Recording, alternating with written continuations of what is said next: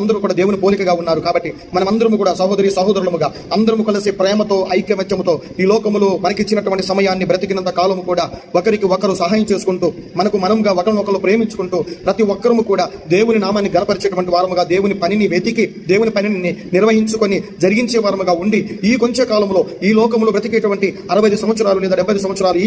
ఈ సమయాన్ని దేవుని యొక్క సన్నిధిలో సక్రమంగా మరి హ్యాపీగా దేవునితో నడిచి పరలోక రాజ్యంలో యుగ యుగములు దేవునితో ఉండటానికి మనం అందరము కూడా సంతోషంగా భూమి మీద బ్రతకాలి.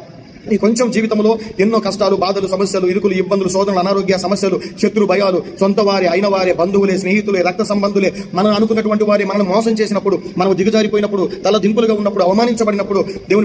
ఒక్క మాట నేను చెప్తున్నాను, యేసయ్య వైపు చూస్తే, యేసు వైపు నీ జీవితం అప్పగిస్తే, ఒక్కసారి నువ్వు మోకాళ్ళేసి అయ్యా నన్ను ఎవరు పట్టించుకోవట్లేదు, నా మాట వినట్లేదు, నా దగ్గర ఏమీ లేదు, నేను అవమానించబడుతున్నాను, నాకు నువ్వే దిక్కని గనక ఒక్క మాట నా యేసయ్యకి చెప్తే కొండంత అండగా దేవుడు నీకు తోడుగా